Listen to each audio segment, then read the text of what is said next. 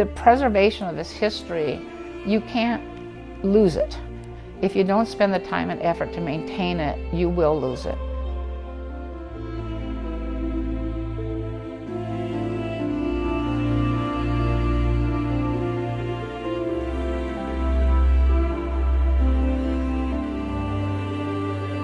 Black Diamond, a little town near Seattle in Washington State. Black Diamond could easily be missed on a map, but this little town has a history as rich as its namesake.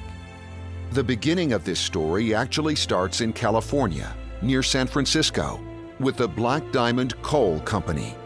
San Francisco was growing, and so was its need for energy. Coal was the solution to this problem. Mining had been done near San Francisco, but better coal was said to be up in the Washington Territory. A team was sent to scout out the area in 1880, led by Victor Tull. He discovered coal near Jones Lake, or Lake 14. Over 800 pounds of coal was mined and sent back to California to be tested. The tests showed very good coal. In 1882, the superintendent, Morgan Morgan, and the President Cornwall came up to prospect the area. They found not only good quality coal, but also plentiful timber that could be used in the mines. It seemed like nearly a perfect setup. This area was well on its way to becoming Black Diamond.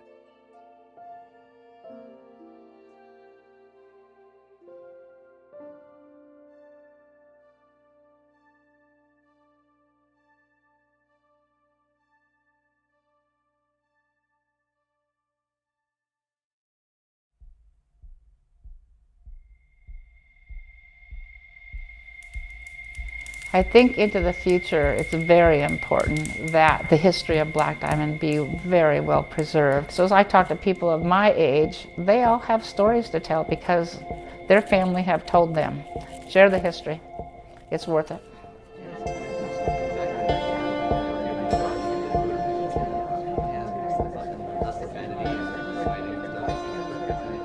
Coal is formed flat, historically in the sedimentary rock that develops it. Every year of nature, that was 1 millimeter in the coal seam. So a good year with lots of plants dying and what have you has a better coal. A bad year where it got flooded has worse coal. Because of the uplift of the Cascades, many of the coal seams here were like 20, 30, 45 degrees, which makes for a whole different kind of mining. Over at Ravensdale, on the Rogers seam, which was the last coal seam, last underground mine in the state, that's the one I worked at, these coal seams had been tilted almost vertical. So we were in one of the extremely unique formations of coal. I think there was only a couple places in the world that had vertical coal seams. But they invented it. Everything in mining is invented on the shoulders of the men who went before you. Tough work. They learn how to do it. Now you adapt the skill sets you have to the new circumstance that you have to face.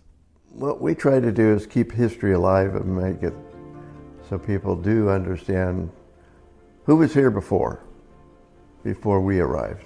The town was started in 1882, and about 100 people came up from California because they were running out of coal in their particular area. The big user of coal at that time was San Francisco. That's where the population really was. So they found coal and the whole town came up here.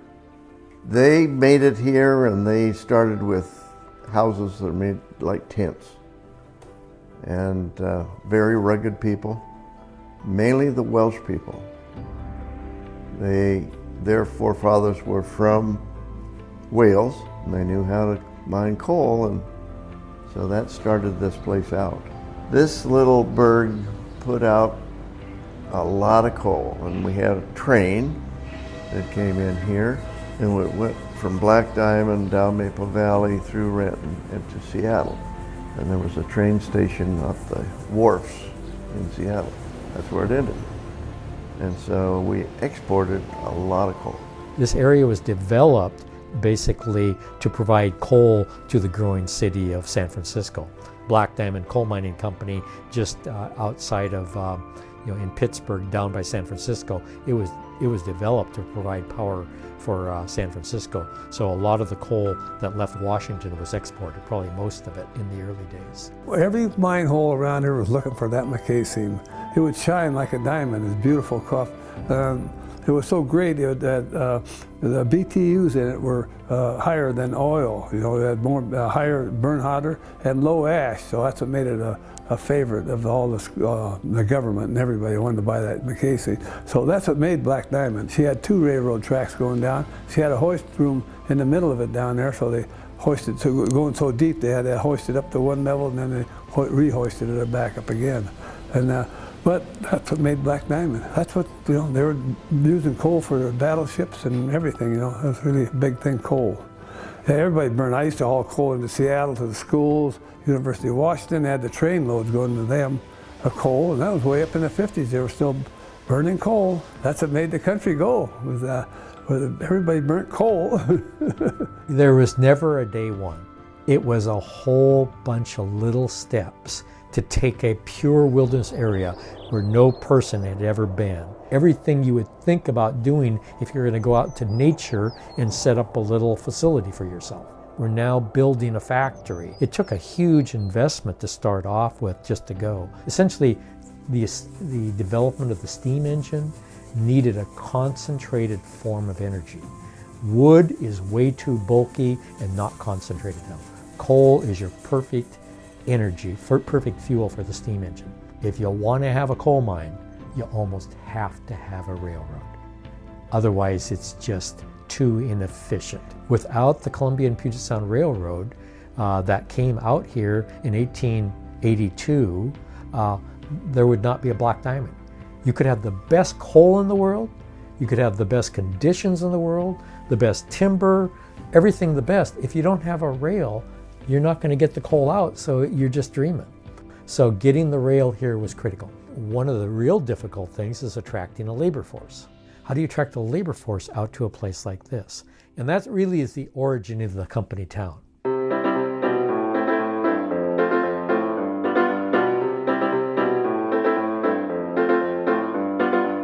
A mine is just really a factory to mine coal, so the housing has to be next to it. The company store, all the services, the churches, everything that a labor force would demand to come to work has to be provided. As you invited laborers out to work in the coal mine, what's their first question? Where am I going to live? Well, if you say, we didn't think of that, the guy will say, thanks, I'm going over to Ravensdale where they provide houses. What else do they provide at Ravensdale? Well, they've got a company store, there's a barber shop. Oh, you mean we got to provide all that kind of stuff to get you to come work at our mine? Well, of course, how else am I going to live? But the company town is really a necessary economic model for a remote resource that has to be mined. By this point in time, you've got the makings of a continuation of the kind of Black Diamond that the first generation saw. To the company store, they didn't want people leaving. They might not come back. So the store was very fair, and the store was downtown. They had everything. They had feed for goats, they had feed for chickens, they had clothes, they had everything. So they were very important.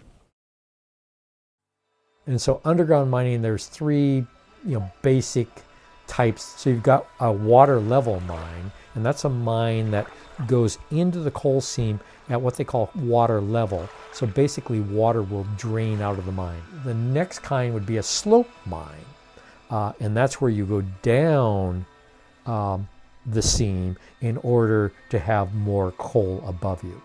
And then the third, which was rarely used in these parts because of the nature of the pitch and coal seam, would be a shaft mine, where you would go vertical and then you'd bring the coal to the bottom of the shaft and hoist it up. Your water level mine would go into the mountain, so now you have all this coal above you.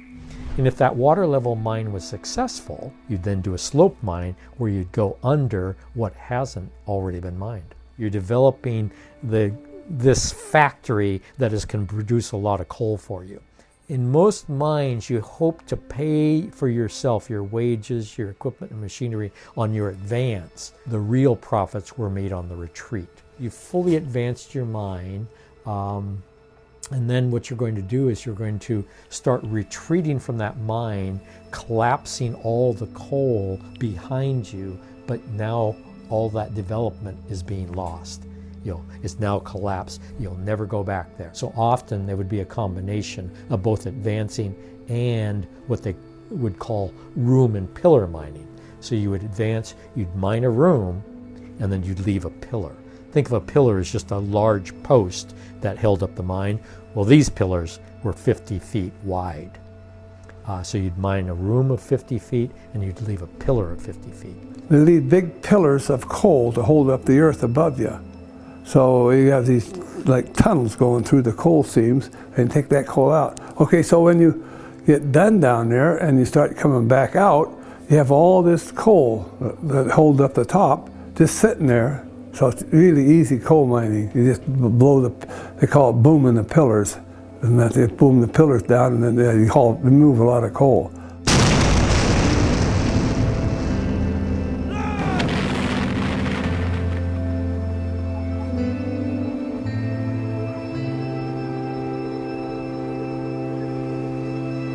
Our mine was small. There was maybe only 14 or 15 guys working there on 2 shifts.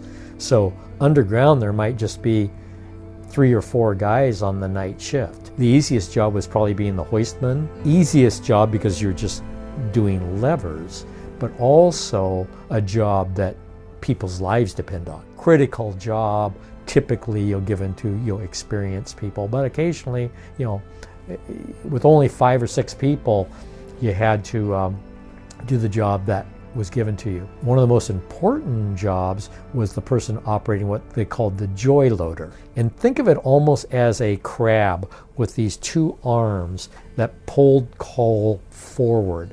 Tougher jobs, drilling the holes that you had to fill up with dynamite, that was tough. Putting up the timber sets, 2 posts and 1, let's call it a beam. They were about every 10 feet. You had to put those up, and then the lagging above them, all real difficult work. But it was all tough, hard grunt labor.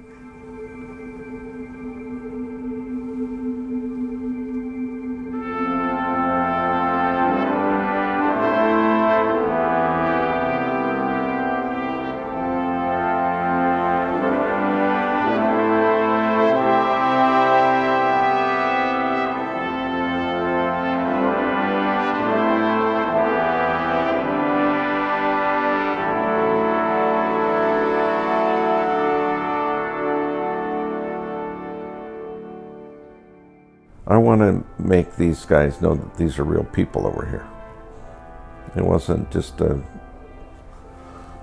foggy memory or something. Real people did all the real things they do now without the little phones in their hands. And they had to make a living. And it was a hard living. It was here in this town too. It was a very hard living. So many times they said they came to America for opportunity. And these Welsh guys came here. They saved up their money in a couple years and they paid their passage for their family, or if they didn't have a family, it'd be their brother or cousin or friend. They paid for their passage over on the boat and then the train ticket to Seattle. And they mined coal in Wales, so when they got here, they were all the skills. They were the superintendents of the mines, the track layers, the dynamiters, the gas testers, all of the skills. A few years after they were here, the Italians started to come en masse. And Italians didn't speak English. They'd never worked in mines, but they were good, hard workers. These Italians loved it here. After they got their family over, they saved up money to buy a lot from the company. And they built a home, and gee whiz, they planted plum trees for wine. They had a garden. They had chickens, and a couple of them had cows. All things to help with their expenses. And you go to an Italian's house. Well, what does he do? He brings out some coffee, and wants you to know if you want a little shot of whiskey in it. He brings out apple pie and cheese on top of it, and a plate of salami and everything. It's just, wherever you go, they feed you of all this home-cooked food, and it's just something special. You can imagine all different kinds of backgrounds that people come from, especially from foreign countries, and come here and settle down, and they want their children to learn English and be Americans. In 1930, there was like 30 languages spoken here. Now, can you imagine going down into a mine where they pair up?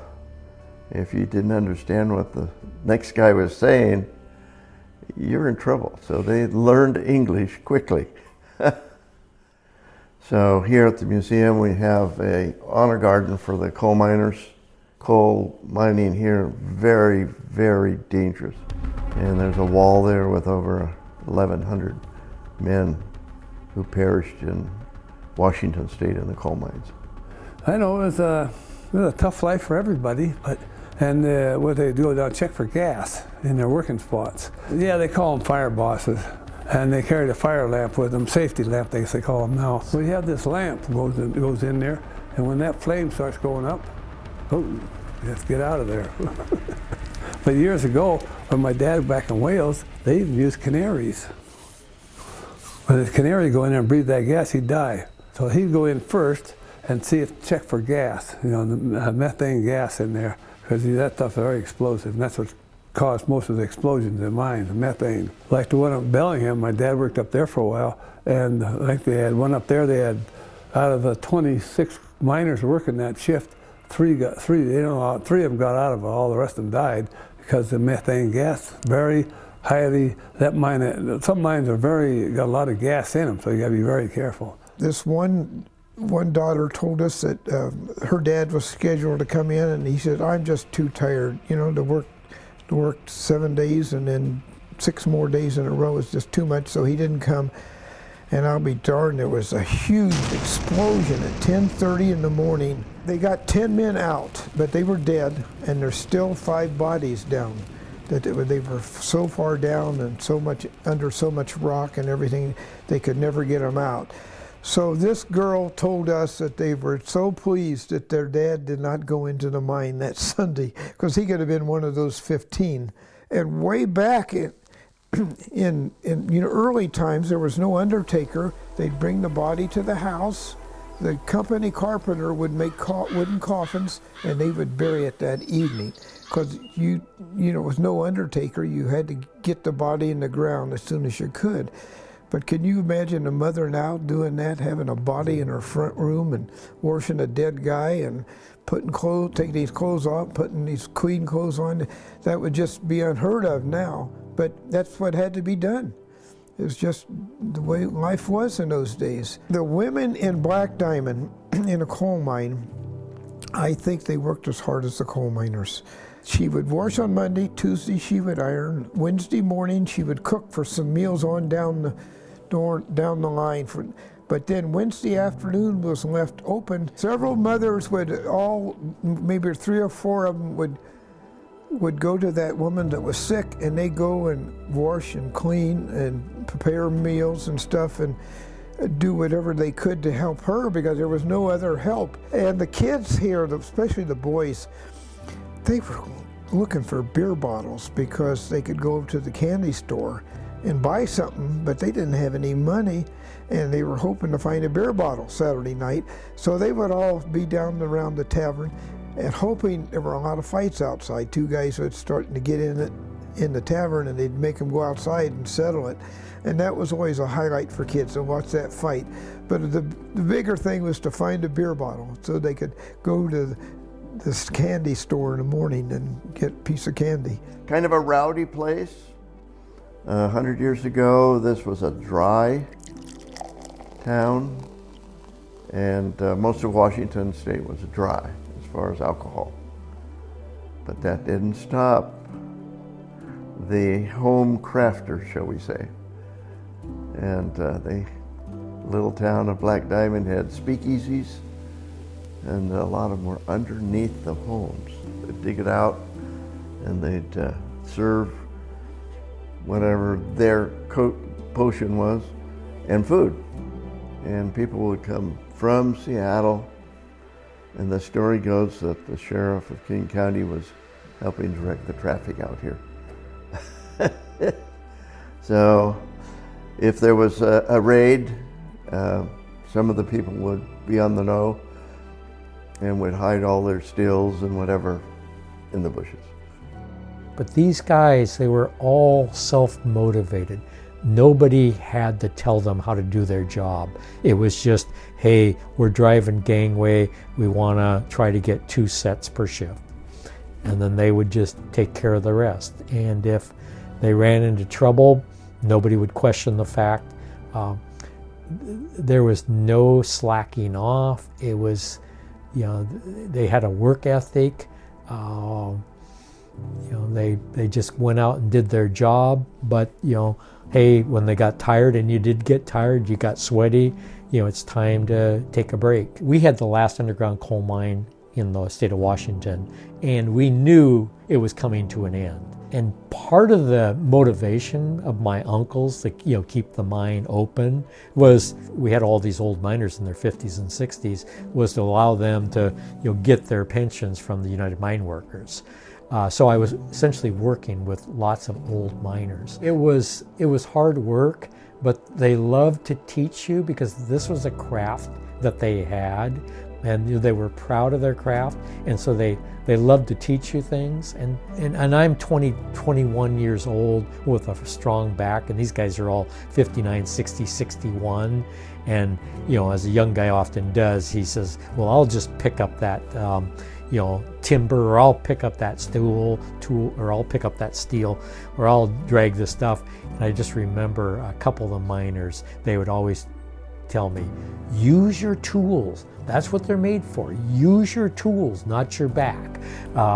So it was a good lesson I learned. Some of my favorite times working there at the mine was I'd walk down into the hoist room where it was warm, and I would just talk to the old hoistmen. And I'd just talk to them about what life was like for them when they were 21 or 22. And many of them were not educated, like Roy Darby, quit school in the 8th grade, so he wasn't well educated. He just went straight to mining, and they would just have these wry smiles and tell me the old stories about what they did and just how the world had changed. Probably no different than older people tell younger people today, but just talking to these guys and listen to their advice, and but their main advice was, don't go into this industry. It's tough work. Break your back. Get an education. Don't work with your back. Work with your brain. But it was just, we'd talk about this, talk about that, things we were doing at home and that. And to me, it was no different than working outside than working inside, other than you had to pay a little bit more attention, you didn't have all the room to work around, just tight there, yeah. And when you run the man lift down, it's just a coal car with seats in it. But keep your head down because the collar's right above you. You don't want to bang your head. So if you watch them old pictures, you'll see all them guys, their heads bent, before they start down, they're all bent over. So you just go in there, and first thing you got to do is clean out after the shift before you had drilled their set and dynamited the coal. Well, so then they go home, and then they'll leave that smoke clear out till the next group get in there. And then, so you clean all that coal out, and then you put your set in. That means you have to timber the whole thing up. You put big collars in, and you put lagging overhead so that coal don't come down on your head. And you lag it. So you go in there and put that set in there, and then you drill your holes, and then you dynamite it, and then you go home. And then at lunchtime, you just, like most guys, just go back in the back of the chute there, and have lunch, and so then you go in the back. Sometimes guys would shut their lights off, and it was black. I mean, black is black. There's nothing because it's black forever, and eat their lunch. Yeah, and then after that, then you go out and get your lights back on and go back to work and get your shift done, and that's about it, and then go back outside. Mine 11, which was the biggest mine in town, closed about 1928, something like that. And they had what they called, I think they called it New Franklin, I'm not sure. And that was the last underground mine the Pacific Coast Coal Company ran. And after that, Palmer Coking Coal bought out the holdings of the Pacific Coast Company. Went to work for Palmer Coking Coal as on the picking table. They had a chute, and what you do is the coal would run down through a screen with about 4-inch screen holes, something like that, and everything would go down through there except the bigger chunks. And so I would pull on this cord, and the coal would come out. Well, they had big rocks once in a while, so they had a pipe there. And if you got a rock stuck, you'd take this pipe and you'd jam it up in the chute and knock the rock loose. And then I did that, and I let loose of the pipe, and it came and slid back past me. And I grabbed it so it wouldn't fall on the floor. About the time I grabbed it, it hit a 440 junction box back there. And evidently the box was hot, because the next thing I knew, I was laying on my back down the stairs. And it was interesting. I tasted copper for the next hour or so.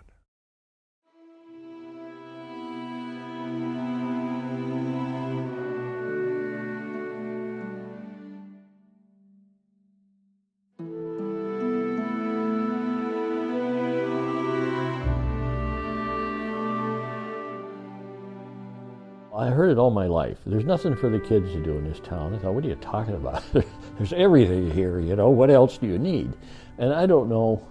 I think they thought of something more organized. And also, for some reason, in those days, I was allowed to wander. 5, 6 years old. I could go anywhere. Sometimes I got in trouble because I stayed too late or something and missed dinner. But Black Diamond was a nice place for kids. It was a lot of open fields. You got warned about coal mines, and I never really saw a coal mine when I was little where there'd be any danger. We got warned to stay out of them, because there was danger. I loved to be out in the countryside. And so if we weren't playing sports, we were up fooling around on the lake, making makeshift rafts and other things we were warned about. Do a lot of swimming around the lakes and fishing and camping, and it was like a small town, you could practically do whatever you wanted, it seemed like. So it kind of give you a lot of options you don't have so much anymore for kids, In the old days, we'd ride our bikes and go-karts right up and down Main Street. A car wouldn't go by for an hour, Now you can hardly pull out on the road. You could almost count the number of cars that come through town in a day on one hand, because you were lucky to get 5 or 10 cars through town in a day, maybe. One thing I haven't mentioned that from my childhood that is a memory that's right here and never leaves is the baseball field. My dad played.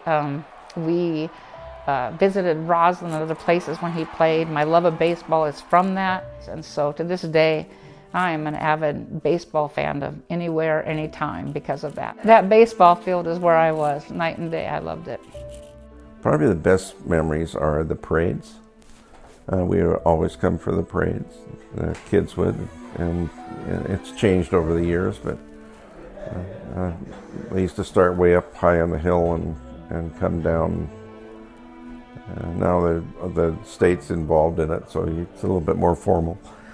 But those are the good memories. We used to go to the show, and the show let out, and there'd be 50 kids walking up the road going home, and another, maybe that many going down to Morganville. And I remember you had to be good, because if you weren't good, you had trouble. you couldn't get in to see the movie unless you snuck in through the back door. I can remember going down and my folks would give me a dime maybe or a nickel, and I could buy enough penny candy to last me almost all through the show. She had penny candy and she sold sodas and so forth. And then we'd go over to the show, and those were fond memories you would look forward to. But truly my fondest memory is Alice Davies in the confectionery across the street. So when I was about 12, I got to work behind the penny candy counter for her. And it was just a joy. Her things are displayed here in the museum. And after a bit, I got promoted to Milkshake Girl. As a little kid here, I was basically 2.5 to 4. And my earliest recollections are from Black Diamond and the train coming into Railroad Avenue here. Because I would go and sit on top of this picket fence and with my legs over and wave. And the engineers would wave back, of course. And I love trains because of that, I'm sure. We were gandy dancers. For people that doesn't know what a gandy dancer is, they used to say, well, a gandy dancer hides gravel under the ties. Kids that were 17 or so, they give them a job in the summertime. And I worked on the railroad all summer. So what you did was you'd jack up the rails so they were level where they were supposed to be, and then you jam gravel under the ties to keep it solid. I was filthy rich. I was making $1.45 an hour. That was big money in those days. I guess it's just the growing up in this carefree environment where you didn't have, kids really didn't have, I mean, you had stress because it's inherent in life, I guess, but the kids kind of ran things. I delivering groceries for Mr. McDowell down at the company store. After I was down there for about, I don't know, a year or so, he asked me one day, hey, Gomer, you have a driver's license? I don't know, Mr. McDowell, I don't have no licenses. So he got me a permit of some kind. I never did see it, but he said I had it. But that's the way it was, you know, you're growing up in Black Diamond. My second car was a 1925 Model T pickup. I entered this Model T and there was about 6 of us on the car, and we were supposed to be the hillbillies from Black Diamond. I must have been 16 because I think I was driving legally. And then I was the first councilman. I was a baby councilman, and that's what they called me, baby councilman. And we met in the old show hall up here. And we paid $10 a month for rent for that thing, for our city hall. Mr. Beasy, for me, he was our attorney. What a great guy he was. Did a lot of work for nothing. We all did a lot of work for them days for nothing. So anyway, yeah, one time we wanted the roads graded, so I know it was like, $50 an hour for the. So anyway, me and Archie Else one day was in Seattle looking for some other parts on 4th Avenue, there's a junkyard there, and I seen this grader in the back there, and we got it started up, and I drove her all the way up from 4th Avenue in Seattle, all the way Black Diamond, 35 miles an hour. I didn't even have no permits or nothing. I just told Archie, just stay in the back, Archie, we get here. So anyway, we brought that old grader up here, and it worked pretty good. We graded all the roads, and us guys, to make the little town run, we had to just help everybody out. Well, Black Diamond really started out from the real bottom of the ladder. We had to work everything, water lines, sewer lines, everything. And so a couple of the council came and asked me, they said, would you be mayor if we appointed you mayor? I said, I guess. So they said, we'll appoint you, but it's with the understanding that you'll run for the office in November. So I told them, yeah, I would. And they appointed me and I got elected. I was mayor of Black Diamond for 26 years. I was on the council for 6 years. And was on the planning commission for about 10. Well, Black Diamond was a close-knit town. Of course, most of the people in town when I was young before the war worked in the mine, and everybody knew everybody and never wanted to live anyplace else, much to my wife's dismay. We first got married and she said, "We're going to live there?" I said, "Yeah." It was a lot of fun, had a lot of friends, and everybody knew everybody. You knew all your neighbors and relatives. There was always family weekend parties and stuff and barbecues. But it was kind of a closer community in that way. Everybody probably grew up with everybody here, you know, where now there's a lot of nice people. You meet them all the time. It's not about characters, really.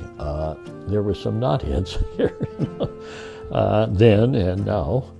And so, and I think people are a little more tolerant. Everybody was kind of in the same boat.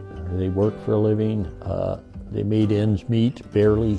You know, nobody had any extra. I would say it's seen as more of a town of poverty during my time. The coal was long gone. There was no business here of any kind, not much structure to support things.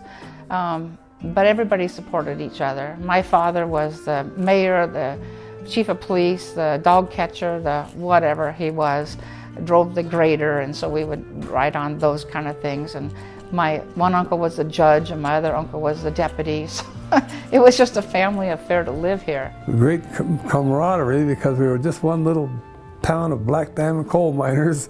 And I'll tell you the truth, every little city around here knew what Black Diamond was, and they wouldn't be sending their kids up to Black Diamond because we didn't want them. The sad parts are, of course, the older fellows are gone. The older women are gone. We had a lady who's 95, Catherine was her name, and she took care of all the garden. And she's gone. She kept her place just immaculate, her home, and we minded her. If we don't do that to this rose bush, or I'll get you. That was a little frail lady, wonderful person. Now we have a new one, and she's not that age, but she is a volunteer. She takes care of this. It's wonderful. I mean, my gosh. How do you find people like that? Fella just passed away. His name was Donald Botts. His nickname was Doc, a real character, but he had a memory that was very, very hard to compete with. He could remember the colors of houses. He was remarkable. He had stories that had everybody rolling. Some of it was a little blue, but that was Doc. That was Doc.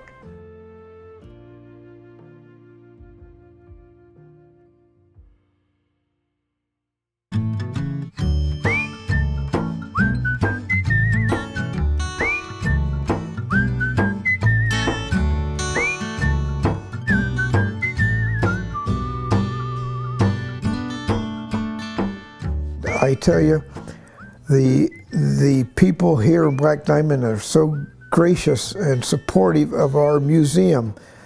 We have so much volunteers, it's hard for us to keep them busy. This is very unusual for museums, but we got it, and it's because the town really appreciates what we're doing. Museum started actually in 1975, 1976. And got this building, leased it from the city, still owned by the city. It was in horrible shape. And through volunteers, they were able to open it in 1882. But all that work prior to that was just getting the building into shape. So here you've got a building that was only one floor at that time. And okay, it's a museum, but there's not much here. So they started accepting things from the local populace. I said, we just need the front room. Well, that's filled up in no time. And so everybody wanted to give this museum Sewing machines, we got about 13 different ones on display, but we had to say no more because we just don't have room. So we said to the city, could we have this second room? There's 5 rooms all deep from the one end to the other. We said, could we have this third room? And they said, oh, just take the whole museum. And they got some of their pipes and all their road signs and everything out and gave us the whole museum. The memories that people tell you here, when this is a room where we have a board meeting. Well, we also have lunch here on the workday of Thursday. And the noise in here, the happy noise of people just talking is great. And our whole idea is to try to keep history alive. You know, you learn a lot from history, in my opinion. And I've always been interested in history, so it's a love. And the people that volunteer here, it's a love. And they're very dedicated. And they want to be a part of it. But it's all volunteer. Everything here is volunteer work. And people, I love them. They're just great people. So keep it alive. Keep the history alive. But to learn the history of the railroads, 100 cars of coal going out of here twice a day. Can you imagine the volume of that? How Victor Toll came here in 1880 and sent 800 pounds of coal to San Francisco, and they basically said, oh, there's coal in them thar hills, and sent a crew up here that changed this area forever. Immediately, in 3 or 4 years, we have all the Welsh people here and the Italian workers, and then 60 different languages being spoken here inside of 4 years. So it was crazy. And if you come here and you volunteer, you too will quickly find how much it will steal your heart. I think the thing I liked about Black Diamond was the open spaces. And I think the younger generation should, because this is getting competitive, you know, for open space. And I think people ought to push and enjoy that. The little lakes around, you know, I think it's, now not everybody is an outdoorsy person, but I still think that's probably one of the most important things is that ability to go out and be in nature and enjoy what's there. When we grew up, the coal companies owned most everything here, and you could only own, I think it was a foot below the ground. All after that, the coal companies owned. So we couldn't do much with that. And but now, of course, that's all changing. And I hope they, you know, they realize what a great little city we can be. And we'll be a big one if they do everything they plan to do, and it looks like they're going to get it done. The master plan agreement they made with the Yarrow Bay years ago was a great one. As we go along, I see in maybe 10, 15, 20 years, they'll see where all this comes to fruition, and everybody will be very happy with our little big city. Well, I hope Black Diamond still kinda remains a close-knit community, that people are friendly with each other, that you know your neighbor, and I would like it to be like that. It's going to change the looks of Black Diamond, so I know I guess I look at it with two views. I didn't want the town to change, but I know it's going to change or it's going to disappear. So I guess I'll take change. The most important thing about the history of Black Diamond, the history of coal mining in this area, is nothing is simple. There's no simple explanations. There's no, this is the way it was. It was so varied and so different, ever evolving, ever changing. But the one constant was the hard work that it took to mine coal, the hard work, back in the days that it took to raise a family, to wash clothes. People in today do not realize how easy they have it. with just cars, with transportation, with electricity, with vacuum cleaners, with automatic washing machines, with drying machines, with central heating, with air conditioning, with water, with sewer, with cable TV, with their iPhone. It was nothing like this in 1885. It was people, trying, to survive and trying to make a better world for their children than they experienced, and it continues on. But you just have to appreciate that hard work, that dedication, and the realization that the way the world is today, this is just a total modern phenomenon that it's just transformative. And it's hard to place yourself back just 140 years. The preservation of this history, you can't lose it. If you don't spend the time and effort to maintain it, you will lose it. So tell your family stories. That's really big. My grandchildren know everything in this museum. They know everything about Black Diamond. They could run this museum. And I hope they do someday, that they come and volunteer here. It's just a pleasure. It's a love to do it. We had a little girl in here today, and she was just a riot. She's just moved here.